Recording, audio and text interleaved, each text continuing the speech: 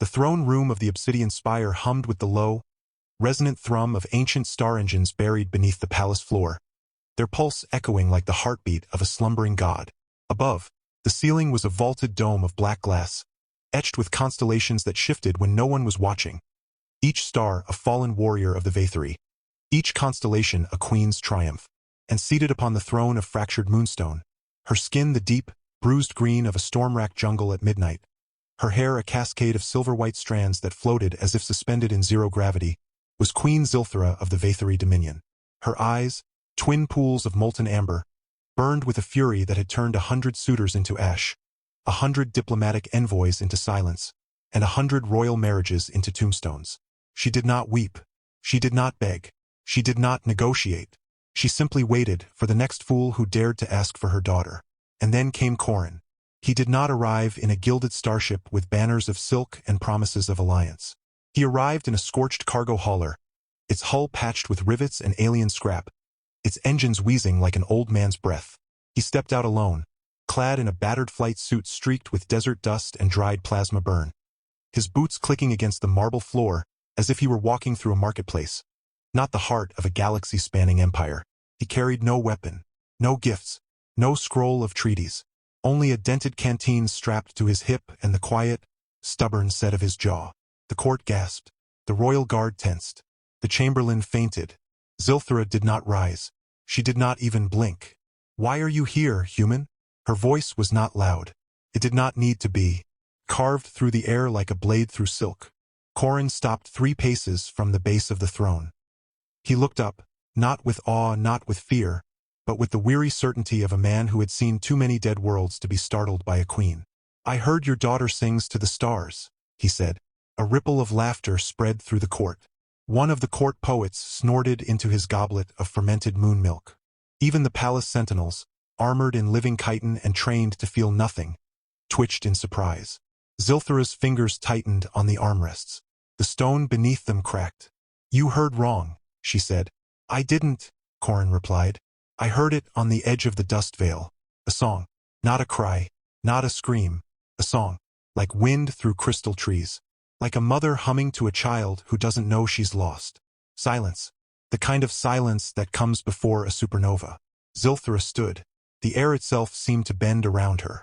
Her hair lifted, swirling like a halo of frozen lightning. Her green skin shimmered with faint, bioluminescent veins, each one pulsing brighter with her rising wrath.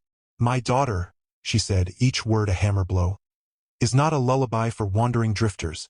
She is the last heir of the Vaetheri crown, the last living vessel of the star song, the only one who can awaken the celestial loom before the sky dies." Corin nodded. "I know. You know?" Zilthara stepped down from the throne. Each step cracked the floor. "You know what she is? And yet you still come. I know she's the only one who remembers how the stars used to sound before your people stopped listening," he said. "I know she sings when the sky bleeds. I know she sings when the moons forget their names. And I know that if I don't hear her sing again, I'll die trying to find her." The court held its breath. Zilthara tilted her head. Her amber eyes narrowed. "You think you can win her by being poetic?" she asked. "I think I can win her by being alive," he replied. She laughed. It was not a kind sound. It was the sound of a mountain collapsing. Then she raised one hand. The ceiling above them split open. A massive, clawed creature, part serpent, part mech, its scales lined with glowing runes, slithered down on chains forged from captured lightning. It was the Morning Maw, the final trial of the Vaetheri. No suitor had survived it. Not one. Not even the warlords of the Iron Nebula, who had come with fleets and fire and the bones of dead gods strapped to their armor. The maw opened its maw. Corin did not move. "Beat it," Zilthara said, "or die." He pulled a single object from his belt. A small, cracked music box, its surface etched with symbols no Vaetheri had seen in 3 centuries. He wound it with trembling fingers. Clicked. Once, twice, and then, faintly, impossibly, a song began. It was the same song. The one he'd heard on the dust veil. The one only the daughter of Zilthara could sing. The morning maw froze. His glowing runes flickered. His claws trembled. His great serpentine head lowered, not in submission, but in recognition. The song was not meant for ears. It was meant for memory, for lineage. For blood. Zilthara staggered back. Her face, once a mask of wrath, cracked. Tears, thick and silver as liquid mercury, rolled down her cheeks. "No," she whispered. "No. That's her lullaby." The maw curled around Corin like a sleeping cat. The court erupted. Some screamed. Some fainted again. One of the royal musicians began playing the same melody on a crystal harp, weeping as he did. Zilthara sank onto the throne. Her strength gone. Her fury spent. You know her song," she said, voice raw. "How?" Corin didn't answer right away. He sat on the floor, leaning against the maw's scaled flank, his eyes closed. "I was a salvage pilot," he said quietly. 10 years ago, I found a derelict shuttle drifting near the ruins of Lithara's Fall. It was empty, except for a child's toy, a music box, and a recording. A voice, singing, over and over, just singing. I played it every night for 7 years. I thought it was just a recording, a ghost, but I kept it, because it felt like home. He opened his eyes. "I didn't come here to marry your daughter," he said. "I came here because I thought maybe she was still alive, and if she was, maybe she was singing somewhere. And if she was singing, maybe she was lonely." Zilthara stared at him. For the first time in 300 years, she did not feel rage. She felt something worse. She felt grief. She stood again. This time, she walked to him. Not with fury, not with power. With steps so slow, so heavy, they echoed like the tolling of a funeral bell. She knelt before him, not as a queen, as a mother. "Her name," she whispered, "is Enealthara." Corin blinked. "I didn't know." "She sings only when she is afraid," Zilthara said. "Only when she feels alone. Only when she remembers the stars before the silence." Corin swallowed. "Then she's afraid." Zilthara nodded. "She has been, for 7 years." She reached out, slowly, trembling, and placed her hand over his. "Do you still want her?" He didn't hesitate. "Yes." Zilthara closed her eyes. "Then you must survive what comes next." And with that she rose. The palace trembled. The walls opened, not to reveal a beast, not to reveal a trial, but to reveal a door made of living starlight, and beyond it another world, the Garden of Echoes, the place where Enealthara had been hidden, the place where no Vathari had set foot since the war. "The garden is alive," Zilthara said. "It remembers every emotion ever felt within it. It feeds on sorrow. It grows from silence. And it does not let go of those who enter, unless they can make it sing." She turned to him, her eyes filled with something Corin had never seen in a queen. Hope and fear. "Enealthara is inside. She has not spoken a word since the last star died.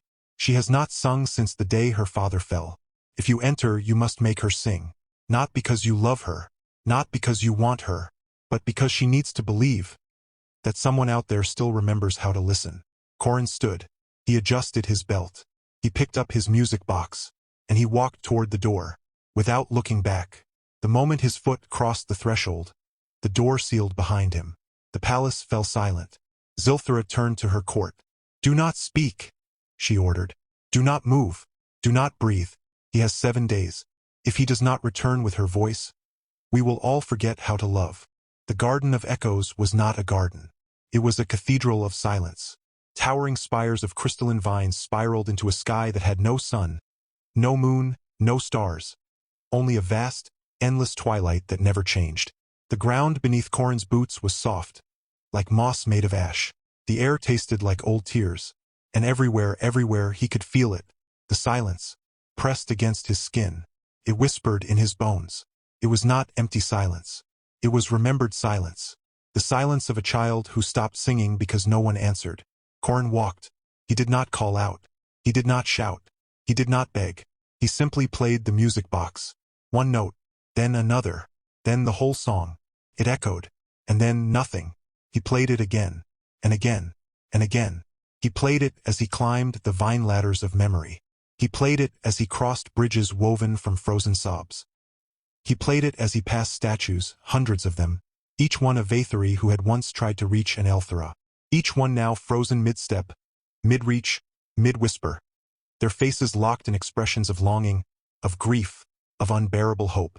He saw one with a crown of shattered glass. another holding a broken harp, another with a single flower clutched to its chest, the last bloom of a dead world. He didn't stop. He didn't weep. He kept playing. On the third day he found her. She was curled inside a hollow of glowing crystal, wrapped in a cloak woven from stardust and shadows. Her skin was pale, almost translucent, like moonstone lit from within. Her hair, long silver, and threaded with faint blue veins, lay like a river of liquid night around her. Her eyes were closed, her lips were parted, and her fingers, delicate as spun glass, were pressed against the crystal wall, where, faintly, a single note still hummed. It was the same note, the one from the music box. She was humming it. In her sleep, Corin sat beside her. He didn't touch her. He didn't speak. He just played the box. And waited. Hours passed. Days passed. The garden grew colder. The silence grew heavier. On the sixth day, the crystal around her began to crack. Tiny fractures spread like lightning. A single tear rolled down her cheek. It fell. And where it landed, a tiny flower bloomed white, with petals like frozen wind. Corin played the song again. Louder, more broken, more human. And then, she opened her eyes.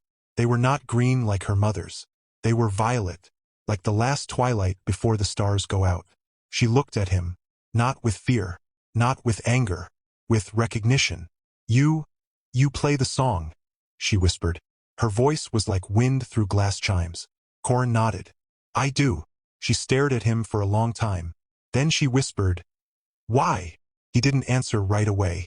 He looked at her, really looked, at the way her fingers trembled, at the way her breath came too slow, at the way her eyes held the weight of 1,000 silent nights. "I play it," he said, "because I think maybe you're the only one left who remembers how beautiful the stars used to sound." She blinked, and for the first time in 7 years she smiled. It was small, fragile, like a single snowflake falling in a desert. But it was real. And then she sang. Not loud, not proud, not like a queen's daughter, but like a child who had forgotten how to be heard. The song was the same, but now it was different. It had his voice in it, his grief, his hope, his stubborn, stupid human love. The garden trembled, the crystal shattered, the vines bloomed with flowers of pure light, the statues wept, and the sky above them, so long dark, so long silent, began to glow. Stars, not just one, not just 10, hundreds, thousands, millions. They blinked awake, one by one, like eyes opening after a long dream. And Aelthera stood. She turned to Corin, and for the first time since she was a child, she reached out. Not to hide, not to run, but to hold. Her fingers brushed his, and the garden sang with them. They returned to the palace at dawn. Corin carried Aelthera in his arms.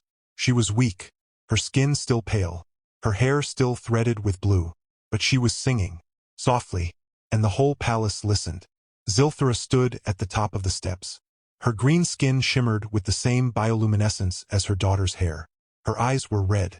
Her hair, once wild and furious, now hung still, like a river at rest. She did not speak. She did not command. She simply opened her arms. And Aelthera looked at Corin. He nodded. She took a step, then another. Then she ran. Not like a princess, not like a queen, like a child who had found her mother. She threw herself into Zilthera's arms. The queen held her, tight, so tight, the air around them warped with the force of her embrace. And then Zilthera began to sing. Not the song of conquest, not the song of mourning, but the lullaby, the one Corin had played, the one Aelthera had remembered, the one the garden had awakened. And Corin, standing at the bottom of the steps, his music box silent in his hand, watched as the two women, mother and daughter, alien and alien, queen and heir, sang together for the first time in centuries. The court wept. The palace trembled. The stars above blazed brighter than they had in 1,000 years. And for the first time since the war, the Vaetheri remembered how to hope. Corin did not ask for a title. He did not ask for land. He did not ask for wealth. He asked only for a room, a small one, near the gardens, with a window and a music box. Zilthera granted it. Every morning he played the song. Every evening Aelthera sang it back. And every night, Zilthera sat on the balcony beside them, listening. She never hugged him. She never kissed him. She never said she loved him. But sometimes, when the stars were brightest, she would leave a single flower on his windowsill, a white one, with petals like frozen wind, and when he woke, he would hold it to his chest and smile. They did not marry, not yet. Zilthara said marriage was a treaty, and treaties were written in blood. She would not bind her daughter to a human until the stars had fully returned, until the Vathari had remembered how to live, not just survive, until the silence was truly gone. So Corin stayed. He taught Eneelthara how to laugh. He taught her how to eat human food, even though she spat out the first spice cake and declared it a betrayal of the cosmos. He taught her how to run, how to jump, how to fall and get back up.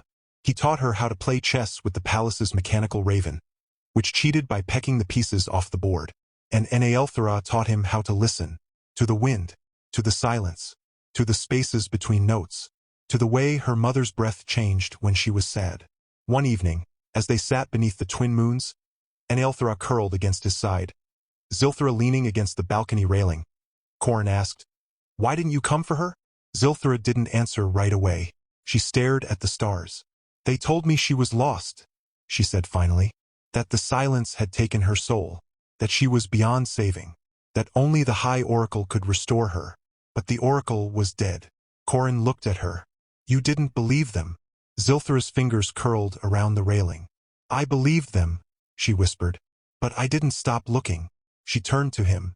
Her eyes were no longer amber. They were softer, like the last light of dusk. "I thought, if I kept her hidden, if I kept her safe, then she would live. Even if she never sang again, even if she never smiled, even if she never remembered her name." She took a breath. "I was wrong." Corin didn't say anything. He just reached out and took her hand, not as a suitor, not as a human, but as someone who had seen what love really looked like. And it wasn't grand. It wasn't loud. It was quiet. It was waiting. It was singing. It was holding on. The court still whispered. Some called him a thief. Some called him a miracle. Some called him a curse. But no one dared touch him. No one dared challenge him. Because the morning maw now slept curled at the foot of his door. And because Zilthara, the queen who broke the sky, now rose each morning to sit beside him as he played the song. And because Eneelthara, once silent, once broken, now danced through the halls singing to the walls, to the statues, to the servants, to the rats that lived in the palace kitchens. And when she sang, the stars answered. One by one, one by one, one by one. One night, a ship came, not a warship, not a diplomatic vessel, a small, battered thing, its hull painted with the faded insignia of the Dust Veil Syndicate. It landed in silence, and from it stepped a man, tall, lean, wearing a coat stitched from the hides of dead sky whales. His face was scarred, his eyes were cold, and in his hand he held a crystal vial. Inside it, a single glowing strand of silver hair. Eneelthara's hair. Zilthara recognized it. The moment she saw it, her entire body went still. The stars above flickered. The palace held its breath. The man stepped forward. He did not bow. He did not kneel. He looked at Corin, and he smiled. "I've been looking for this girl," he said, "for 7 years." Corin stood. He didn't reach for a weapon. He didn't shout. He just looked at the man and said, "Who are you?" The man tilted his head. "I'm the one who took her," he said. "I'm the one who stole her from the royal nursery. I'm the one who silenced her. I'm the one who sold her song to the highest bidder." He held up the vial. "She sings for me now." Zilthara moved, faster than any Vathari had moved in centuries. Her hand shot out. Her fingers became blades of living energy. She did not scream. She did not cry. She simply reached and tore the vial from his hand and crushed it. The silver hair inside dissolved into 1,000 glowing motes. The man staggered back. His face twisted. "You don't understand," he spat. "She's not yours. She's a weapon, a living frequency. She can shatter fleets. She can collapse stars. She's worth more than a planet." Zilthara stepped forward. Her skin glowed. Her hair lifted. Her voice, when she spoke, was not loud, but it was final. "Then you should have tried to take her when she was singing." She raised her hand, and the sky above them, every star, every light, every echo of her daughter's voice, screamed. The man vanished, not in fire, not in blood, but in silence.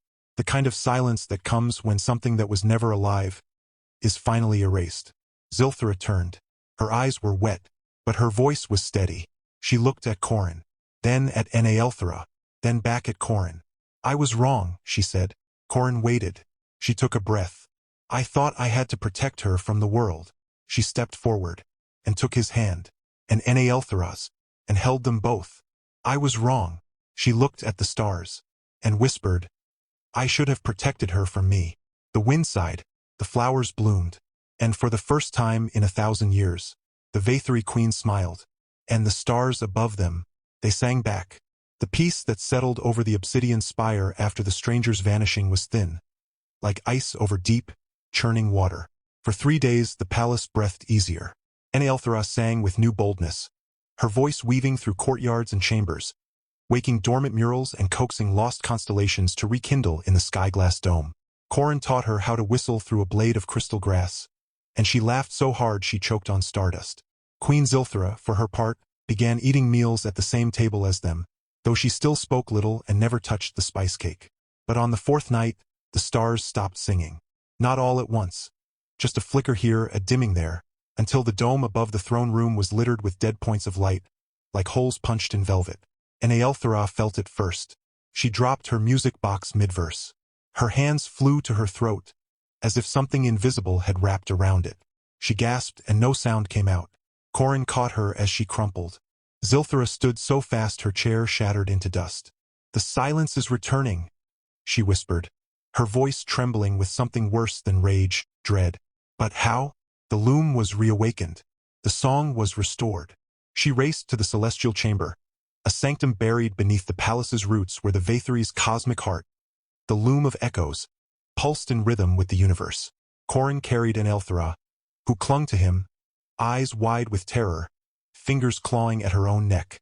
They arrived to find the loom broken, not shattered, not destroyed, tampered. Its golden threads, the living fabric of cosmic harmony, had been rewoven. Subtly, deceptively, where once each thread vibrated with a unique tone, now they hummed in perfect, soulless unison. A harmony without variation. A song without sorrow, without joy, only obedience. Zilthra fell to her knees. This is the work of the chorus. Corin had never heard the name, but the way Zilthra said it, like a curse wrapped in ice, told him everything. "The chorus," she explained, voice hollow, "is not a person, not a fleet.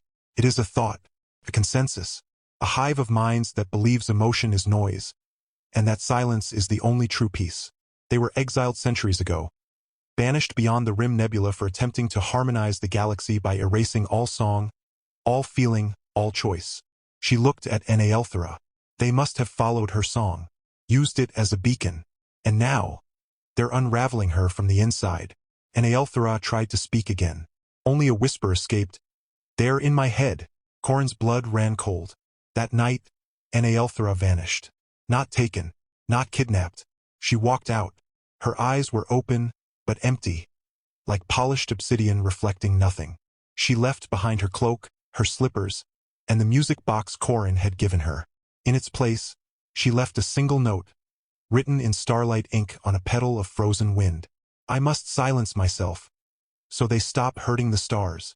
Zilthra howled, a sound that cracked the palace walls and sent tremors through the planet's crust. She ordered every gate sealed, every skyport barricaded. But Corin knew better. He remembered the stranger's vial, the silver hair, the claim that Naelthra's voice could collapse stars. The chorus hadn't just found her. They'd been waiting for her to sing loud enough to be heard across the void. And now they had her. He stood before Zilthra in the ruins of the throne room, rain from a sudden storm dripping through the fractured dome. "You told me I had to beat you to earn her," he said. "But this isn't about you anymore." She looked at him, her green skin ashen, her white hair dull. "What are you saying?" "I'm saying I don't need your permission to save her. But I do need your ship." Zilthra's amber eyes narrowed. "The star veil hasn't flown in 300 years. Its core is bound to my blood." "Then bleed," Corin said, his voice quiet but unshakable. "Because if we wait for her to come back on her own, she won't come back at all." Something shifted in Zilthra. Not strength, surrender. She placed her palm on the obsidian dais. Green light flared. The floor split open, revealing a ramp that descended into darkness. At its end, suspended in a cradle of lightning, was a ship unlike any Corin had seen. Sleek, organic, its hull rippling like living water, its wings folded like a sleeping raptor. "The Starvale," Zilthra said. "It only answers to me, but I will let it recognize your will as mine." She stepped onto the ramp. "Because I am coming with you." Corin didn't argue. They launched at dawn.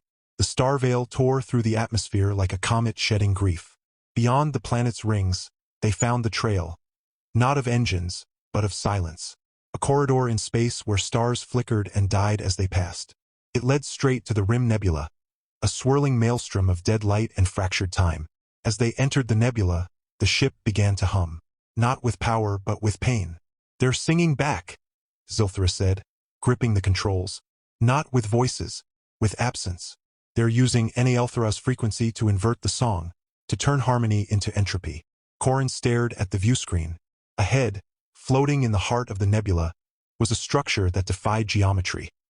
A spire made not of matter, but of silence. Pulsed like a black heart, swallowing light, sound, memory. "The Echo Citadel," Zilthra breathed. It was a myth.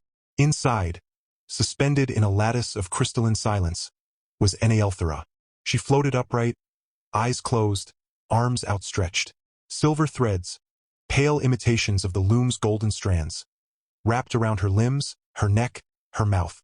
From her body, waves of anti-song radiated outward, erasing color, warmth, hope. And standing beside her, clad in robes of woven void, was a figure, tall, faceless, their form shifting like static. But their voice, when they spoke, was chillingly familiar. It was Zilthra's voice. "Welcome, Mother," the figure said. "You're just in time to witness the end of noise." Zilthra staggered. "No, it can't be." Corin grabbed her arm. "Who is that?" "That," she whispered, "is my firstborn." The truth struck like a collapsing star. Centuries ago, before Neelthra was born, Zilthra had another daughter, Lyrite, prodigy of the song. So powerful, she could weave new stars from sorrow. But her grief after her father's death twisted her gift. She began silencing entire systems, believing pain was the root of all creation. Zilthra, in a moment of unbearable choice, had cast her out, banished her beyond the rim. She hadn't died. She had become the chorus. "You left me to rot in the dark," Lyrita said, her voice now layered with 1,000 others, "while you coddled a weakling who sings nursery rhymes to flowers. Neelthra doesn't deserve the song. She will become silence." Zilthra roared and charged. But the moment she crossed the threshold of the citadel, her voice vanished. Her skin dimmed. Her hair fell limp. The Starvale outside flickered and died. Corin, however, stepped forward and sang. Not with his voice, with his heart. He began humming the lullaby, cracked, off-key, human, and something in the citadel stuttered. Lyritach recoiled. "Impossible! You carry no song." "I carry her," Corin said, pointing to Neelthra. "And that's enough." He walked toward the lattice, humming louder now, each note clumsy but defiant. The silver threads around Neelthra trembled. One snapped. Lyritach screamed, a sound of pure dissonance, and hurled a wave of silence at him. Corin didn't dodge. He held up the music box and wound it. The lullaby played, not as memory, as weapon. The citadel shook. Cracks spread across its walls. Neelthra's eyes flew open, and this time when she sang it wasn't alone. Zilthra, voiceless but not powerless, slammed her fist into the ground. Her blood, green and luminous, splattered across the floor, and where it fell, the song returned. The Starvale roared back to life outside, its hull blazing with ancestral fire. Lyritach shrieked as the citadel began to collapse. "You think love wins?" she spat. "Love is chaos. Noise. I offer peace." "No," Corin said, reaching Neelthra and tearing the last thread from her wrist. "You offer a cage, and she's not singing for peace. She's singing for freedom." Neelthra took his hand, and together, human and alien, they sang. Not the old lullaby, a new song, raw, messy, full of laughter and tears and the sound of two hearts beating out of sync but still in rhythm. The citadel shattered. Lyritach dissolved, not into nothing, but into a single silent tear that floated in the void before evaporating into starlight. They returned to the spire not as victors, but as survivors. Eneelthra's voice was stronger now, deeper, wilder. She no longer sang just to remember the stars, but to remake them. Zilthara, humbled, began teaching her the old warrior chants, songs of rage, of justice, of fire. And Corin? He stood on the balcony one evening, watching the newly woven constellations pulse above. Eneelthra joined him, slipping her hand into his. "She's still out there," she said softly. "A part of her, in the quiet places." He nodded. "Good. Then we'll keep singing until even the silence learns to dance." Below, in the throne room, Zilthara placed 2 crowns on the moonstone dais. One for a queen, one for a consort. Neither bore names, only music. And somewhere, in the infinite dark between galaxies, a single note began to hum again. Not in sorrow, not in fear, but in hope. The wedding was not held in the throne room. It was held in the Garden of Echoes, now blooming with trees that bore fruit shaped like stars, vines that chimed when the wind passed, and flowers that opened only when someone left. Zilthara wore no crown. She wore a robe woven from the last threads of the celestial loom, shimmering with the colors of 1,000 reborn stars. Her hair, no longer wild and untamed, was braided with silver vines and tiny, glowing blossoms that sang when she moved. Corin wore no armor, no flight suit. He wore a tunic stitched by Eneelthra's own hands, soft as cloud mist, threaded with strands of her hair and the last petals of the white windflower. He carried no weapon, only the music box, now whole again, its melody clear and bright. Eneelthra stood between them, barefoot, her hair a river of silver and violet, cascading to her knees. She had not sung since the citadel fell, not because she couldn't, but because she wanted to save it. For this, when the last of the Vaetheri elders, those who had once feared Corin, who had whispered he was a curse, who had watched him with cold eyes, stepped forward and placed their hands on the 3 of them, the ground trembled. Not in anger, in joy. The sky above the garden split open, not with fire, not with storm, but with 1,000 new stars, each one blinking awake in imperfect harmony. One by one they formed shapes, a human hand holding an alien one, a child dancing, a mother singing, a father smiling. And then, as the first true Vaetheri human wedding vow was spoken, not in ancient tongue, not in treaty, but in the quiet language of 2 hearts that had learned to listen, the loom of echoes, buried deep beneath the palace, pulsed once, and sang, not for the queen, not for the human, not for the heir, but for them. Zilthara wept, not silver tears, real ones, warm, human. She reached for Corin's hand, and then for Eneelthra's, and together they stepped into the light. They did not rule, not in the way queens and kings rule. They listened. They walked the halls not as sovereigns, but as neighbors. They ate with servants, danced with children, taught the young how to find music in the rustle of leaves, in the sigh of wind through crystal towers, in the quiet breath of a sleeping star beast curled in the palace courtyard. Eneelthra's voice became the heartbeat of the empire. She taught the children to sing not just songs but feelings. A song for when you were scared. A song for when you missed someone. A song for when you were too happy to speak. The Vaetheri, once silent and solemn, began to laugh again, to argue, to dance, to cry openly in the streets. Corin built a school, not for war, not for politics, but for listening. He called it the House of Quiet Voices. There, humans and Vaetheri sat side by side, eyes closed, learning to hear the spaces between notes, to feel the weight of silence, to understand that silence wasn't empty. It was waiting, and sometimes, it was love. Zilthara, once feared as the Storm Queen, became known as the mother of first sounds. She started a tradition. Every child born in the Empire, whether human or Vaetheri, received a music box at birth. Not a fancy one, not carved with jewels, just a simple, hand-woven thing, made from recycled star metal and salvaged song threads. And on their first birthday they were told, play it, even if you're off-key, even if you're afraid, even if no one else is listening.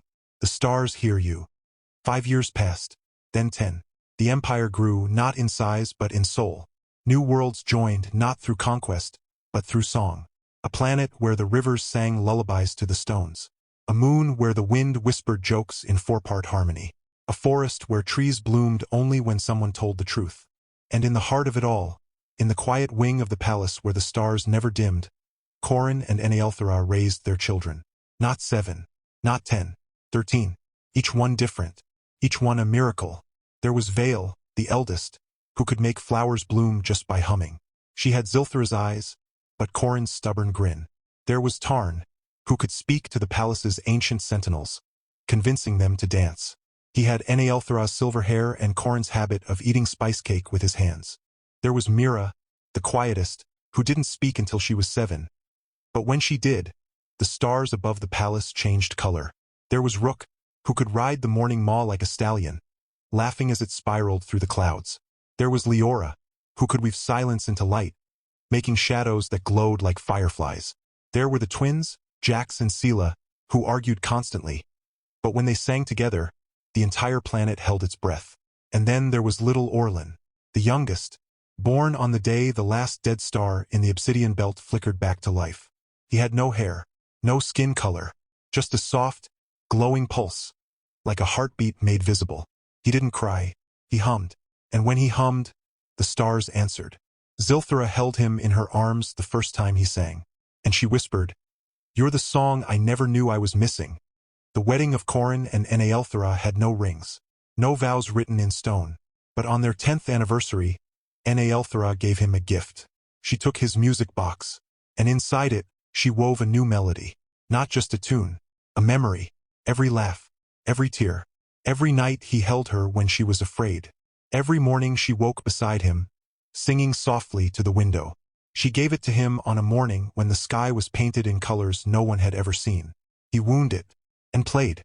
And for the first time, the box didn't just play the lullaby.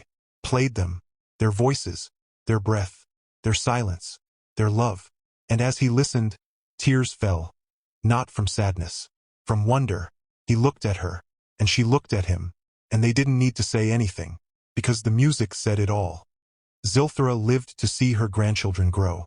She lived to see her great-grandchildren born. She lived to see the day a human child from a distant colony arrived at the palace, holding a music box identical to Corin's, and asked, "Is this where the stars learn to sing?" She smiled, and said, "Yes." She died peacefully, not in battle, not in glory, but curled on her balcony, wrapped in a blanket woven from starlight, with Enealthera's head on her shoulder, Corin's hand in hers, and 13 grandchildren singing her favorite lullaby around her. The moment she exhaled her last breath, the entire galaxy held its breath. For 1 second, then, every star, every planet, every wind, every child, every mother, every father, sang. Not in unison, not in perfect harmony, but in love, in mess, in joy, in memory. And from the sky, a single note drifted down. It landed on her chest. A single, glowing petal, white, like frozen wind. And then it dissolved, into light, into song, into something eternal. The empire did not fall. It grew. New planets joined. New songs were born. New music boxes were made. And every child, no matter where they came from, was taught one thing. You don't need to be loud to be heard. You just need to be true. Corin and Enealthera never stopped singing. Even when their hair turned silver. Even when their steps slowed. Even when their voices cracked with age. They still sat on the balcony every evening, holding hands, watching the stars. And sometimes, when the wind was just right, they'd hear it, a faint, familiar hum, from the garden, from the palace, from the sky, their children, their grandchildren, their great-grandchildren, singing, not to impress, not to heal, not to conquer, just because the stars remember, because silence is not peace, because love is the loudest thing in the universe. And because, after all the wars, all the silence, all the fear, they had chosen to sing, together, always. And if you ever find yourself standing under a clear night sky, far from home, and you hear a faint, off-key melody drifting on the wind, don't look for the source. Don't try to find the singer. Just stop. Just listen. And if you feel something warm in your chest, something quiet but certain, you'll know. It's not just a song. It's a promise. That love doesn't die. It echoes, and if you're lucky, finds its way home.